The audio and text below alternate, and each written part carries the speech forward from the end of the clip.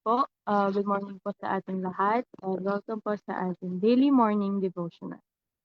At ako po ang inyong presider sa umagang ito, Sister Angela.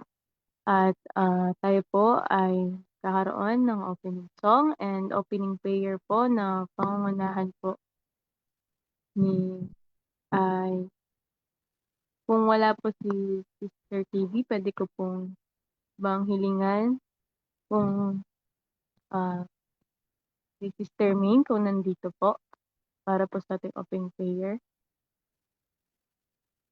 And ang magdadala po ng ah, message sa umagang ito ay Sister Sam Menjon. Ngayon po tayo na po ay umawit na ng ating opening song.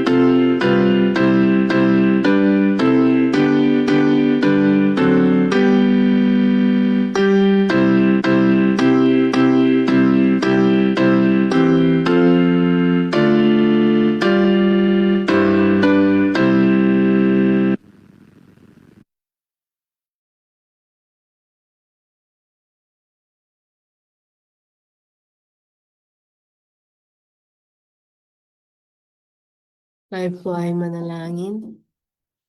Ama namin nasa langit, kami po ay muling papasalamat sa panibagong buhay at kalakasan na inyo pong nagkaloob sa amin at ganyan po sa pag-iingat sa amin sa buong mundo man. At sa umaga pong ito, saan pong pagsisimula ay amin pong dalangin na pagkalooban kami ng makalangit na karunungan upang ang mga mensahe po namin pong mapapakinggan ay amin pong lubos na maunawaan at tulungan din nawa niyo pong tagapagsalita na kanya pong maibahagi ng maayos at malinaw niyo pong mensahe at parang lamang po sa inyong mga salita. At tulungan din nawa kami na ito po ay aming maisa kabuhayan at maging gabay nawa po namin sa aming paglalakbay bilang mga Kristiyano. Maraming salamat sa pagdinig sa aming dalangin sa pangalan ni Jesus. Amen.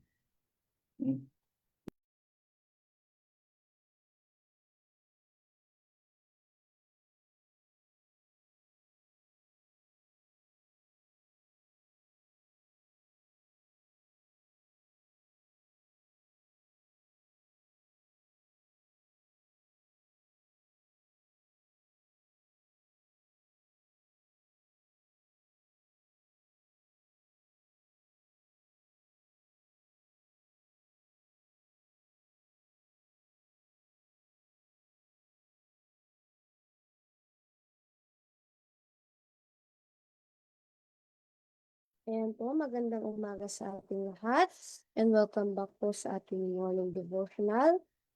Ako po ang inyong speaker sa umagang ito at ang title po ng ating devotional. Wait lang.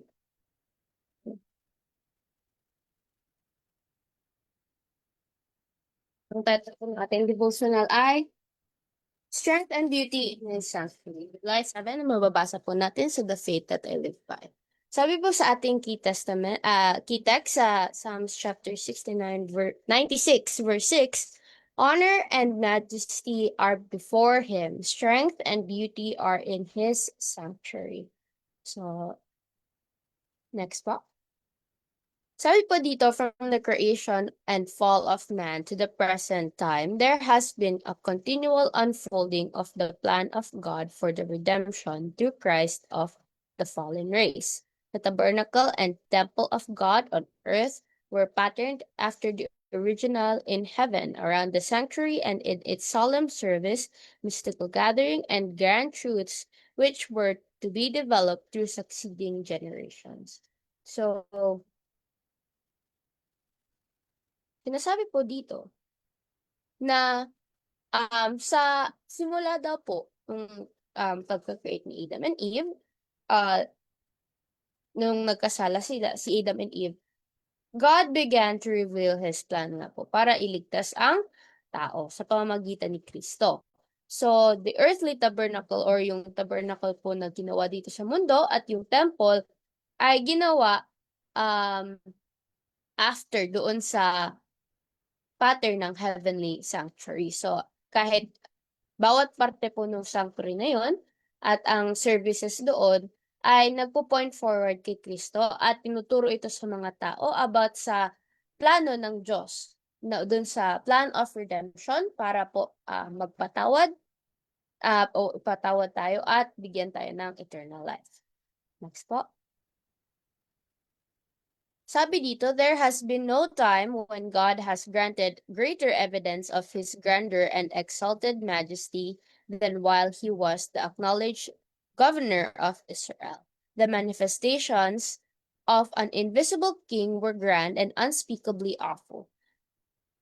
A scepter was swayed, but it was held by no man's hand. The sacred ark, covered by the mercy seat and containing the holy law of God, was symbolical to Jehovah Himself. It was the power of the Israelites to conquer in battle. Before it, idols were thrown down, and for rashly looking into it, thousands perished.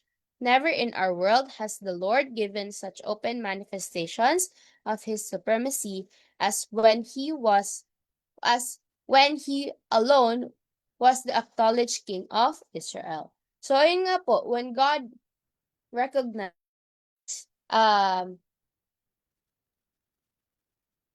when God was recognized as Israel's true king, pinakita niya po yung kapangyarihan at kabanalan sa napakadakilang paraan. So the Ark of the Covenant that represented God's presence among His people, dahil ayun nga po, it contained His holy law. Sa pamamagitan nito, naggabayan, naprotektahan, at nabigyan po ng Panginoon ang Israel ng victory. So these powerful events reminded the people that God alone deserves honor, reverence, and obedience. So kaya dapat, ayun nga po, dapat talaga po nating igalang ang Panginoon at sundin siya dahil nga po sa kanyang mga sakripisyo sa atin. Inside the ark was the law of, next po. The law of God enshrined within the ark was the great rule of righteousness and judgment. The law pronounced death upon the transgressor, but above the law was the mercy seat upon which the presence of God was revealed, and from which, by virtue of the atonement, pardon was granted to the repentant sinner. Thus, in the work of Christ from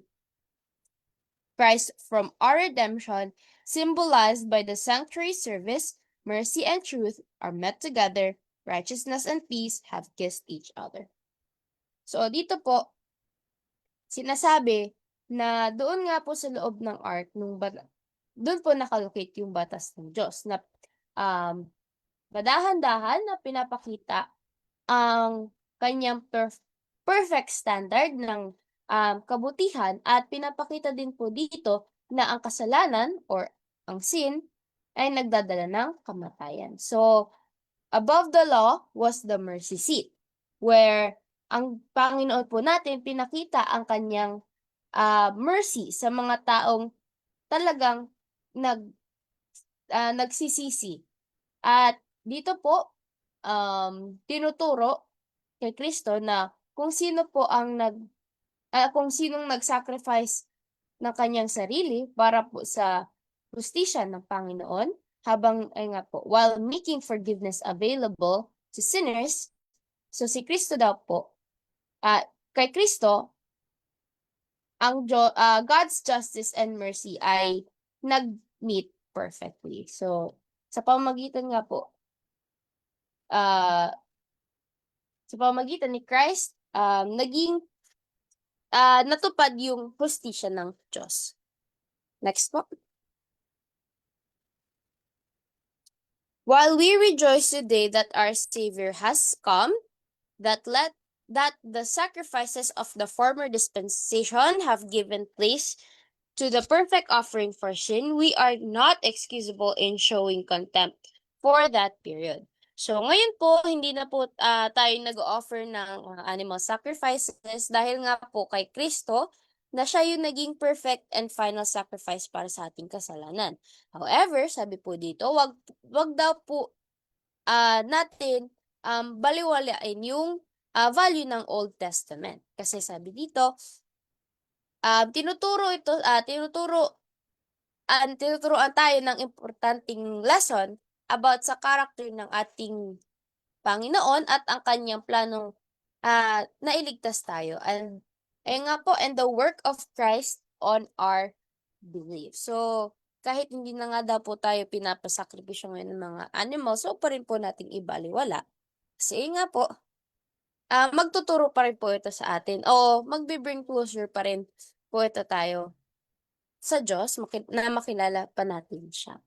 So, sa devotional po natin na sa umagang ito, sinasabi dito na the Old Testament sanctuary was much more than just a place of worship. So, ito daw po yung paraan kung paano tayo tuturuan ng Panginoon.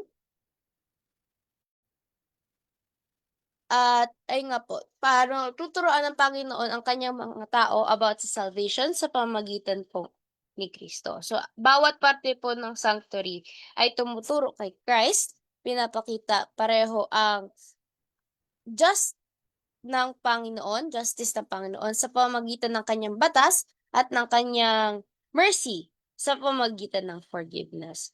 And yung lesson nga po ng ating devotional ay dapat i-appreciate natin yung sanctuary dahil ito po ay nagtutulong sa atin na maging mas mabuti at mas maintindihan pa po natin yung plano ng Panginoon sa pagligtas sa atin. So, kailangan daw po natin magtiwala kay Kristo na siya po ang ating perfect sacrifice at sambahin po natin siya with reverence, gratitude, at obedience. So, ayun po ang devotional natin sa umagang ito. Kaya, once again, good morning po sa ating lahat and God bless us all.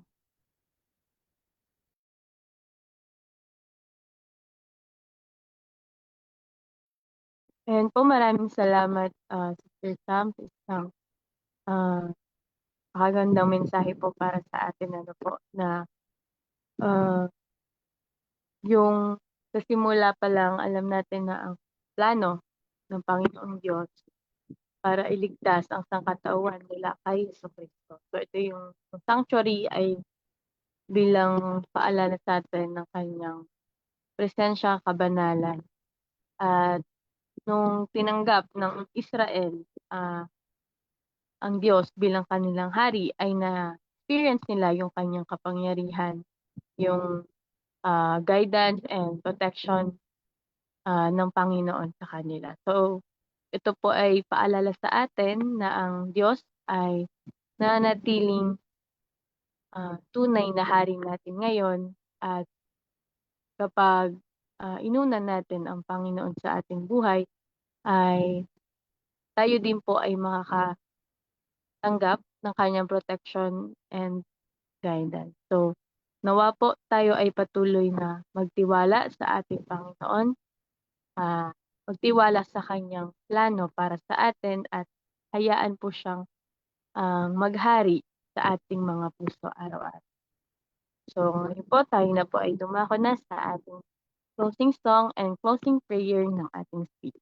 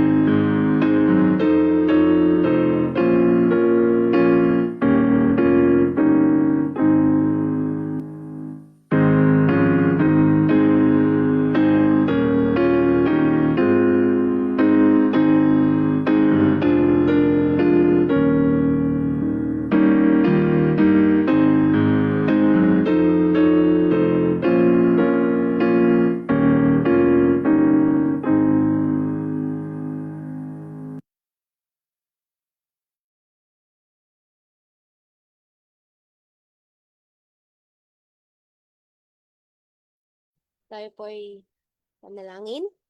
Let's pray, Father in heaven. Thank you for the wonderful night that you have given unto us, and for waking us up again this day, for giving us new life and strength, and for letting us gather here once again to listen more about your word. Father, we ask you to please give us, to please help us apply the message that we have learned this morning. Please help us apply it in our hearts and in our minds, so that we may show it in our daily lives with the people who are around us. And may this devotional help us to appreciate you more, and to understand you and your plans for us. Father, we also pray for our loved ones who are not with us. Please protect them, and please protect us also from any possible harms and dangers. And please have the sick touch from the healing hand. And please for your sins that have committed against the and thank you for always hearing and answering our prayers. In Jesus' name we pray, amen.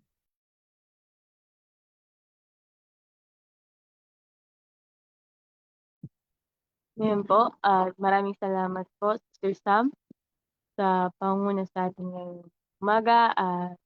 Maraming salamat din po sa lahat ng mga nakasama natin via Zoom and sa mga nanonood po through Facebook Live.